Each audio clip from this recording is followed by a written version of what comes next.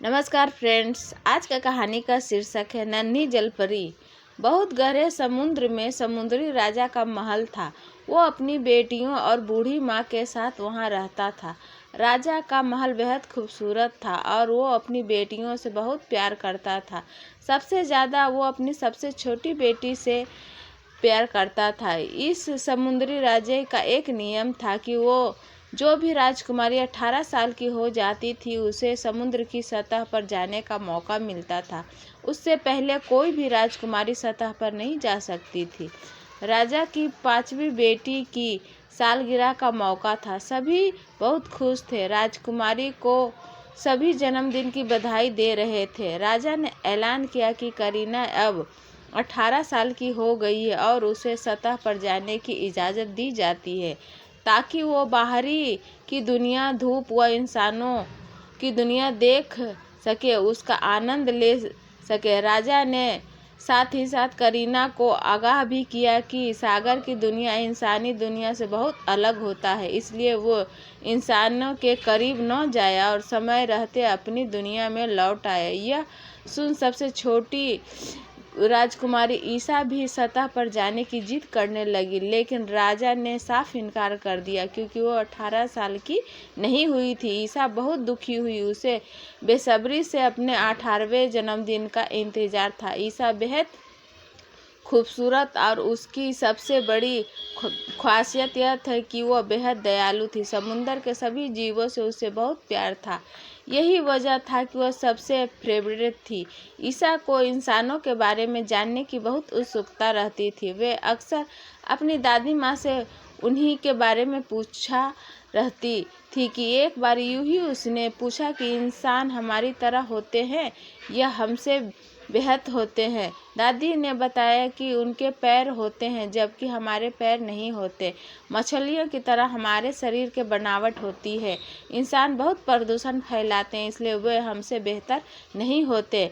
ईसा ने जानना चाहा कि क्या इंसान हमसे ज़्यादा जीते हैं, तो दादी माँ ने समझाया कि वे 100 साल से ज़्यादा नहीं जीते, जबकि हम 3 साल तक जी सकते हैं और मरने के बाद वो समुद्री झाग बन जाती है। लेकिन यदि हम जीवन भर भले काम करें तो हम अमर हो सकते हैं और हवा की परियां हमें स्वर्ग ले जाती है उनके साथ रहने के लिए।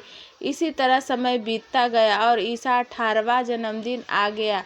उसे सबसे बधाई दी। वह खुद बेहद उत्साहित थी। आखिर जिस पल का उसे इंतजार था वो आ गया था। राजा ने कहा कि मैं तुम्हें बाहरी दुनिया दिखा लाता हूँ, पर ईसा ने कहा कि बाकी सब अकेले गए हैं, हम भी अकेले ही जाना चाहते हैं। इतने में उसके दोस्त राकेश ने राजा से कहा कि वह उसका ख्याल रखेगा। राजा ने कहा कि सूर्यास्त से पहले लौट आना। ईसा तेजी से सतह की ओर चल पड़ी। बाहर आते ही वे मंत्रमुग्ध हो गई। इस नई अनजान दुनिया ने उसे मोहित कर लिया। इतने में ही उसे एक जहाज नजर आया जिससे एक युवक था। उसने राकेश से पूछा कि ये क्या चीज़ है।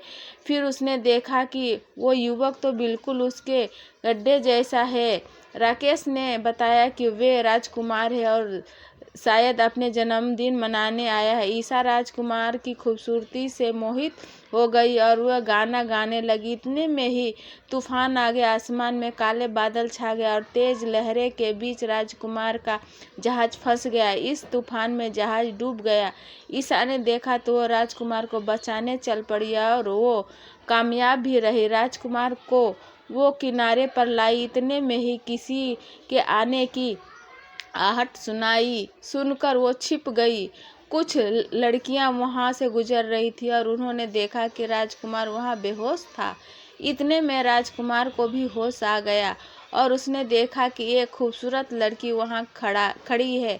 राजकुमार ने उसे अपने जान बचाने के लिए धन्यवाद कहा। राजकुमार उसे अपना दिल दे बैठा। उस लड़की ने भी सच नहीं कहा। ईसा ने यह सब देखा। राकेश ने कहा कि वे लड़की झूठा श्रेय ले रही है, पर ईसा ने कहा कि कोई बात नहीं, राजकुमारी की जान बच गया, वो इसी से खुश है। सूर्यास्त होने को था तो दोनों वापस समुद्र में लौट आए। नन्ही जलपरी का मन उदास था क्योंकि वह राजकुमार को पहली नज़र में ही दिल दे बैठी थी। पर वो जानती थी कि उसे पाना नामुमकिन है। सागर के नियम ऐसे ही थे कि वे इंसानों से नहीं मिल सकती। राकेश ने नन्ही राजकुमारी की हालत देख उसे एक उपाय सुझाया। वे उसे समुद्री डायन के बारे में बताने लगा, लेकिन उससे आगाह भी किया कि इससे बहुत खतरा भी हो सकता है। लेकिन ईसा को तो बस राजकुमार को पाने की धुन थी। वे चल पड़ी समुद्र डायन से मिलने। समुद्री डायन ने अपने जादुई गोले में देखा कि ईसा उसकी घर की ओर आ रही है। इतने में ही गोले में से एक भविष्यवाणी हुई कि राजकुमारी सबसे प्यारी और भावुक मन की है। वो अपने अच्छे कर्मों की वजह से एक पवन परी बन जाएगी और उसी वक्त तुम्हारे पाप खत्म हो जाएंगे और तुम्हारी मृत्यु हो जाएगी। डायन ने कहा कि ऐसा कभी नहीं होगा। इतने में ही राजकुमारी डायन तक पहुंच गई और उसने गुजारिश की कि वो इंसान बनना चाहती है। डायन ने कहा कि उस राजकुमार के लिए ऐसा करना सही नहीं, क्योंकि ये तुम्हारा दुखों का कारण भी बन सकता है। ईसा ने कहा वो हर कीमत के लिए तैयार है। डायन ने कहा कि मैं तुम्हें इंसान तो बना दूंगी, लेकिन तुम्हारी आवाज़ छीन लूंगी। तुम्हें राजकुमार का दिल जीतना होगा। अगर तुम कामयाब रही तो तुम्हारी आवाज़ भी लौट आएगी, लेकिन यदि ऐसा नहीं हो सका तो तुम्हारी मौत निश्चित है और तुम समुद्री झाग बन जाओगी। नन्ही जलपरी ने शर्त मान ली। डायन ने उसे जादुई शरबत दिया और कहा इसे तट पर जाकर पीना। ईसा ने ऐसा ही किया। शरबत पीते ही वे बेहोश हो गई। इस बीच उसकी मछली जैसी पूंछ पैरों में बदल गई, पर उसकी आवाज़ चली गई। उसे होश आया तो सामने राजकुमार था। राजकुमार ने कहा तुम ठीक हो, पर तुम हो कौन और सागर तट पर क्या कर रही थी? राजकुमार ने उसे आराम करने की सलाह दी। अगले दिन वे चलने लगी तो राजकुमार बेहद खुश हुआ। उसने उसके साथ डांस किया और उसकी नृत्य कला से काफ़ी प्रभावित हुआ। राजकुमार ने कहा कि आज का दिन बहुत अच्छा है, मुझे मेरे जीवन का प्यार भी मिल गया। नन्ही परी को लगा कि वे उसकी बात कर रहा है। इतने में ही राजा का आगमन हुआ और राजकुमार ने राजा से उस लड़की का परिचय करवाया जो उसे तूफान वाले दिन मिली थी। राजकुमार ने कहा कि इसी में ने मेरी जान बचाई थी, इसे मैं शादी करना चाहता हूँ। राजा भी मान गए। ईसा का दिल टूट चुका था। यह सब देख राजेश ने सागर में जाकर राजा को सब कुछ बताया। राजा ने सागर देवी से प्रार्थना की और सतह पर चला गया। ईसा की बहनें डायन के पास गई ताकि वो अपना श्राप वापस ले। डायन खुश थी कि राजा की बेटियां उसके सामने गिड़गिड़ा रही है। फिर डायन ने कहा कि उसके पास एक उपाय है, लेकिन उसके लिए ईसा को राजकुमार की हत्या करनी होगी। यदि ईसा इस जादुई खंजर से राजकुमार को मार देगी तो उसे अपनी जलपरी वाली जिंदगी वापस मिल जाएगी। उसकी बहनें वो खंजर लेकर सतह पर गई। सबने देखा ईसा अपने गुड्डे के साथ सागर तट पर एक पेड़ के नीचे उदास बैठी है। राजा ने उसे आवाज़ लगाई।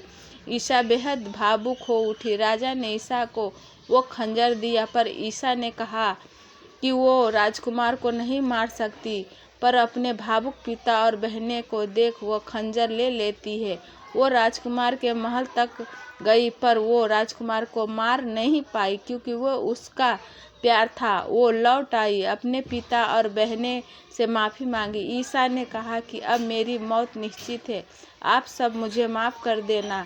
मैं अब झाग में बदलना चाहती हूँ, इस दुनिया से जाना चाहती हूँ। इतने कहकर वो समुद्र में कूद गई। इतने में ही एक चमत्कारी शक्ति ने उसे खींच लिया और उससे देखा कि सामने पवन परी। राजा बेहद खुश था कि उसकी सबसे प्यारी बेटी की जान बच गई। राजा ने परी को धन्यवाद कहा। ईसा समझ नहीं पा रही थी। परी ने बताया कि हम आकाश की परियां हैं और तुम अब हमारे साथ परी बनकर रहोगी। तुम्हारे उदार मन और सागर व इंसानों के प्रति प्यार को देखते हुए थे तुम्हारा इनाम है, तुम भविष्य में इंसान रूप में भी जन्म ले सकती हो। ईसा ने सबको अलविदा कहा और अपने राजकुमार से भी कहा कि अगले जन्म में तुम ही मेरा प्यार बनोगे, मैं हमेशा तुमसे प्यार करूँगी। उसने परी माँ को धन्यवाद कहा और उनके साथ स्वर्ग में चली गई। ऐसा होते ही उन डायन का पापों का भी अंत हो गया। सभी लोग